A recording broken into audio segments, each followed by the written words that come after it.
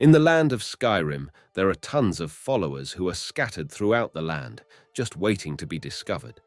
However, many people tend to go with their favorite followers, such as Serana or Lydia, but there are many followers that simply aren't appreciated enough and deserve more love. Perhaps you're looking to start a new playthrough and want to freshen things up with a new partner on the journey. So, in this video, I'll be sharing some of my personal favorite underrated followers in Skyrim, ranging from different races and different combat styles to fit basically any kind of playthrough that you're looking for. So without further ado, I'll begin with Ilia. Gone are the days of Lydia following you around, because now you've got Ilia. I personally find her backstory pretty interesting. You'll find her at Darklight Tower in the Rift, rebelling against her mother during a supposed sacrificial ritual with hags. You can lend your hand in helping her take down the hags in the tower in a quest to ultimately confront her mother and put a stop to her plans. The hags won't put up an easy fight either, so prepare for ranged fireballs. Once she's been freed from the shackles of her evil mother, you can ask her to go adventuring with you.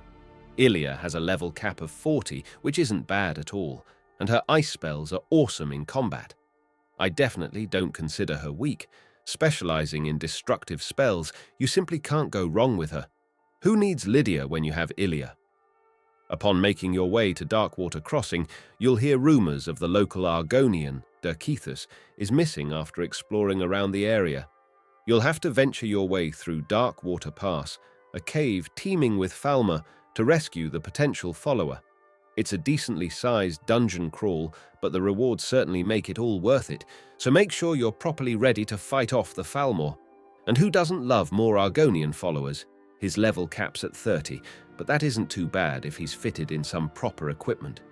Not to mention that he's actually the only Argonian follower in Skyrim.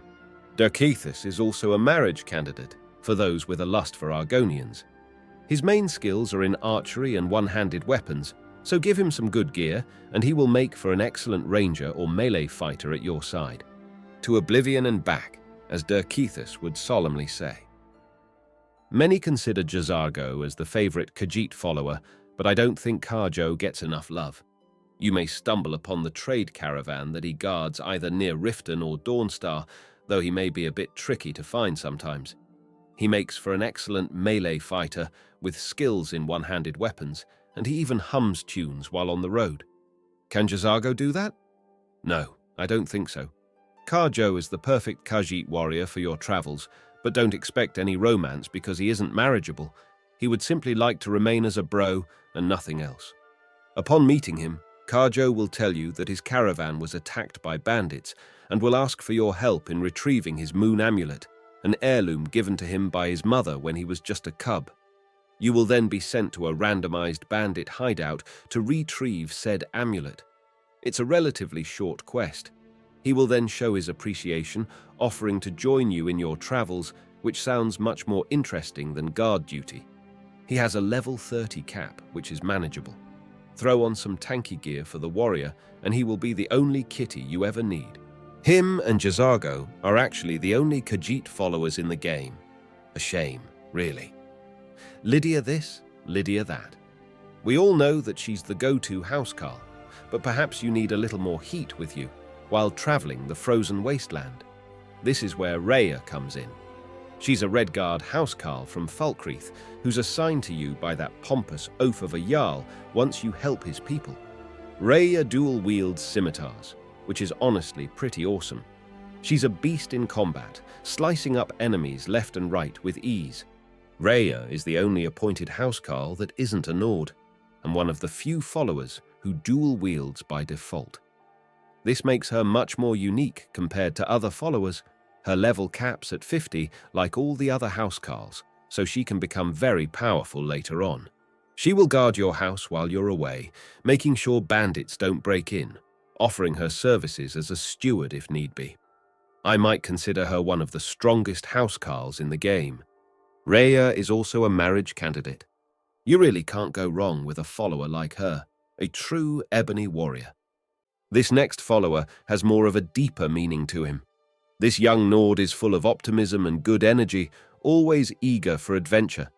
You will meet Eric in Rorikstead, son to the local innkeeper there, and upon meeting him, you'll discover that he's yearning to leave and go off adventuring, ready to see the outside world for himself. Yet his overprotective father forbids him from traveling, keeping him within the confines of town.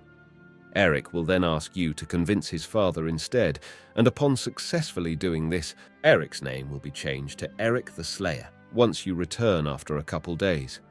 The character actually stems from someone who truly loved the Elder Scrolls series. Eric West unfortunately passed due to cancer just before the release of Skyrim. However, he is forever immortalized in the game as Eric the Slayer, and certainly one of the more uplifting followers in Skyrim. He's one that never complains and maintains a positive demeanor. Eric just slices up enemies and does his best to help others in need. His primary skills are in two-handed weapons, and his level cap is 40. Eric is definitely a dependable follower to keep around for a long playthrough. The last underrated follower we have dabbles more in the magic variety. Following the interesting quest, Waking Nightmare, you'll meet Erendur at the Windpeak Inn in Dawnstar. You see, horrible nightmares have fallen upon the local citizens, and he will ask for your help at finding the source of the problem. The quest will then take you to Nightcaller Temple, along with the priest of Mara, Erendur. Depending on your decisions within the quest, Erendur will then offer his services to you as a follower. I find him to be one of the more interesting followers in Skyrim, and with a touching backstory to match. He's got lots of dialogue lines during your travels as well, often speaking about his times as a priest of Mara and even more. He's just awesome all around, and great for good alignment characters, such as priests or paladins. His level cap's at 50, which is quite excellent. He dual wields with fire spells and switches to a one-handed melee weapon when closer to enemies. Definitely don't sleep on this guy. And there you have it, some of my favorite underrated followers in Skyrim, if not, some of the best underrated ones, offering a variety of different races and classes to fit your preferred playstyle. However, there are much more out there that we didn't manage to cover in this video, but perhaps we can continue this in a part 2. Feel free to share your own favorite followers that you feel may be considered underrated. And if you made it this far in the video, you have my uttermost thanks. Consider liking and subscribing if you're a lover of all things Skyrim and Elder Scrolls. Until next time, may the moons forever guide you. Oh, and Carjo Supremacy.